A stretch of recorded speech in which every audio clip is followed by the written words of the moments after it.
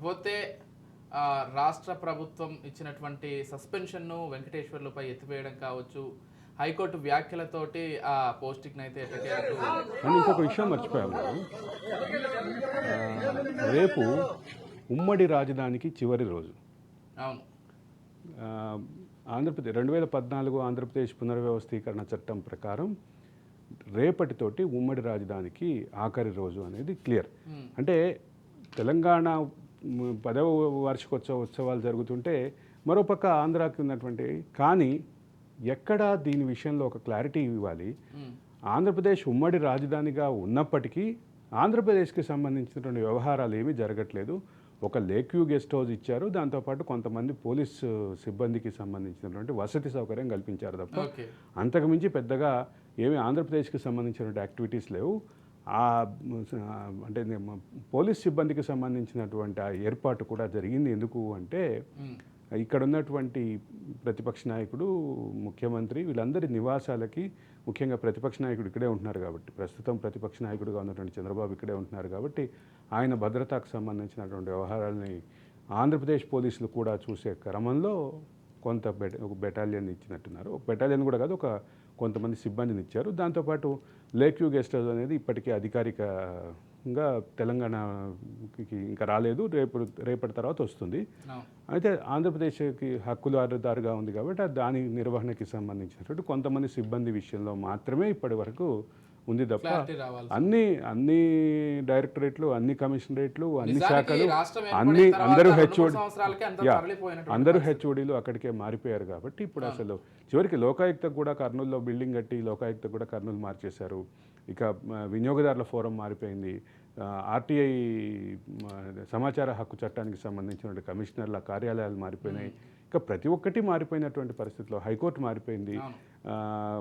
అంటే ఇక్కడ ఉన్నటువంటి బెటాలియన్, అంటే రిజర్వ్ బెటాలియన్లో ఉన్నటువంటి ఇక్కడ ఉన్నటువంటి వాళ్ళని కూడా మంగళగిరికి అటాచ్ చేసేసారు, మంగళగిరి బెటాలియన్కి అటాచ్ చేశారు. ఇంత జరిగిన తర్వాత ఇప్పుడు అసలు స్కోపే లేనటువంటి పరిస్థితిలో ఉంది కాబట్టి పెద్దగా ప్రత్యేకమైనటువంటి అంశం లేదు. కానీ మళ్ళీ ఒకసారి చెప్తున్నా, సెక్షన్ 8 అనేది ఇంప్లిమెంటేషన్ రేపటితోటి ఆఖరు. సెక్షన్ 8 ఇంప్లిమెంటేషన్ రేపటితోటి ఆఖరు అనే క్రమంలో ఇంకొక విషయం మాట్లాడాలి. 10 సంవత్సరాలు సెక్షన్ 8 అమల్లో ఉన్నప్పటికీ ఒక కేసు కూడా బుక్ అవ్వలేదు సెక్షన్ 8 తోటి. రాష్ట్ర గవర్నర్కి మాత్రం, తెలంగాణ రాష్ట్ర గవర్నర్కి మాత్రం సెక్షన్ 8 అమలుని పర్యవేక్షించడానికి 2 అధికారులను ఇచ్చారు, 2 అడ్వైజర్లను ఇచ్చారు. వాళ్ళ పదవీ కాలం కూడా రేపటితో అయిపోతుందనే భావించాలేమో. లేకపోతే ఏబి వెంకటేశ్వర్లకు సంబంధించి నిన్న సస్పెన్షన్ ఎత్తివేయడం, ఆయన మధ్యాహ్నం ప్రింటింగ్ స్టేషనరీ కమిషనర్గా బాధ్యతలు తీసుకోవడం, మళ్ళీ సాయంత్రమే ఆయన మళ్ళీ రాజీనామా, అదే పదవికి విరమణ చెప్పడము, ఉద్యోగుల ఘన వీడ్కోలు, మొత్తం నిన్న కొంత హైలైట్ గా నిలిచిందని చెప్పుకోవాలి. దీని చుట్టే చర్చ కూడా నడిచింది నిన్న. ఎలా చూడాలి మొత్తం అంశాన్ని? అంటే ఇక్కడ ఒక విషయం క్లియర్ ఏంటంటే, ఏబి వెంకటేశ్వరరావుని గత 5 సంవత్సరాలుగా రాష్ట్ర ప్రభుత్వం టార్గెట్ చేసింది అనేటువంటి విమర్శలు ఉన్నాయి.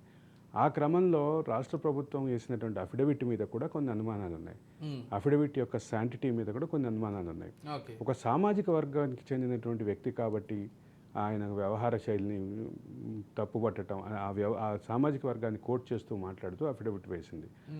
ఇది రకరకాల దశలు దాటి, అంటే ఒక పక్క సెంట్రల్ అడ్మినిస్ట్రేటివ్ ట్రిబ్యునల్ క్యాట్కి వెళ్ళారు, రెండో పక్క హైకోర్టుకు వెళ్ళారు. మధ్యలో కొంతకాలం ఆయన్ని సస్పెన్షన్ ఎత్తేసి విధుల్లోకి తీసుకుని ప్రింటింగ్ నిన్న ఏదైతే పొజిషన్ ఇచ్చారో అదే పోస్టింగ్ ఇచ్చారు. తర్వాత మళ్ళా దాన్ని కూడా అబయన్స్లో పెట్టి సస్పెన్షన్ వేశారు. సస్పెన్షన్ తర్వాత మళ్ళీ అంటే రెండోసారి వేసిన సస్పెన్షన్ సవాల్ చేస్తూ వెళ్ళినటువంటి క్రమంలో ఆయనకి సంబంధించినట్టు ఒక విషయాన్ని హైకోర్టు కీలకంగా ప్రస్తావించింది. క్యాట్ ఇచ్చినటువంటి తీర్పు మీద, క్యాట్ ఇచ్చినటువంటి ఉత్తర్వుల మీద రాష్ట్ర ప్రభుత్వం వెళ్ళింది, హైకోర్టుకు వెళితే హైకోర్టు మిగతా విషయాలన్నీ తర్వాత ఆయన పదవీ విరమణ లోపు ఆయనకి పూర్తిస్థాయి సస్పెన్షన్ ఎత్తేసి, ఏదైతే ఆయన ఒకవేళ సర్వీస్ రూల్స్ని అతిక్రమించారు లేదా ఇంకొక నేరానికి పాల్పడ్డారు అనేటటువంటి ఆరోపణలు ఏవైతే చేస్తున్నారో వీటన్నిటినీ క్లియర్గా ఆలోచిద్దాం. కానీ ప్రస్తుతానికి ఆయనకున్నటువంటి ప్రాథమిక హక్కు అయినటువంటి ఉద్యోగిగా, సీనియర్ బ్యూరోక్రాట్గా ఉన్నటువంటి డీజీ ర్యాంకు పోలీస్ అధికారిగా ఉన్నటువంటి వ్యక్తికి సంబంధించినటువంటి కొన్ని ప్రత్యేక హక్కులు ఉంటాయి. ఆ హక్కులు దాంతోపాటు సాధారణ ప్రభుత్వ ఉద్యోగిగా కూడా చివరి రోజు డ్యూటీలో ఉండటం అనేటటువంటి ఒక ఫెసిలిటీ ఉంటుంది. అవును. ఆ ఫెసిలిటీని కూడా హానర్ చేయాల్సినటువంటి పరిస్థితి ఖచ్చితంగా ఉంది అని చెప్పి ఏదైతే చెప్తుందో ఆ చెప్తున్నటువంటి క్రమంలోనే వచ్చినటువంటి అంశం ఇది అని చెప్పక తప్పదు. రైట్. అయితే ఆయన చాలా ఎమోషనల్గా ఫీల్ అయ్యారు. ఆయన ఆయనతో పాటు ఆయన అభిమానులు కూడా చాలా ఎమోషనల్గా ఫీల్ అయ్యారు. అక్రమ కేసులు ఎదుర్కోవటం సహజమైనప్పటికీ అక్రమ కేసులు ఎదుర్కొన్నప్పుడు బలంగా నిలబడటం, ధైర్యంగా నిలబడటం, ఆ నిలబడి తన నిజాయితీని ప్రూవ్ చేసుకోవటం అనేది ఒక ప్రక్రియ. దీనికి చాలా మనోధైర్యం కావాలి. ఎస్. ఆ మనోధైర్యాన్ని అయితే ఖచ్చితంగా ఆయన చూపించారనేది చెప్పాలి. ఇది అక్రమ కేసులా సక్రమ కేసులా అనేది తర్వాత తెలుస్తుంది కానీ ఇప్పుడు ప్రస్తుతమైనటువంటి పరిస్థితిలో కేసులు ఎదుర్కొని బలంగా నిలబడటం మాత్రం ఖచ్చితంగా ఆయన మనోధైర్యానికి నిజంగానే ఒక నిదర్శనంగా చెప్పాలి. ఇక ఆయనకు సంబంధించినటువంటి వస్తున్నటువంటి ఆరోపణలు, ఆయన వ్యవహార శైలి, ఆయనకు సంబంధించినటువంటి వస్తున్నటువంటి ప్రధాన ఆరోపణగా ఉన్నటువంటి కొన్ని ఎక్విప్మెంట్ కొన్నారు దేశ భద్రతకు వ్యతిరేకంగా అనేటటువంటి అంశాలు, ఇవన్నీ భవిష్యత్తులో కాలం నిర్ణయిస్తుంది, కోర్టులు నిర్ణయిస్తాయి. కానీ ఈ పరిస్థితిలో మాత్రం ఆయన స్ట్రాంగ్గా నిలబడ్డారని చెప్పక తప్పదు విజయ్. రైట్.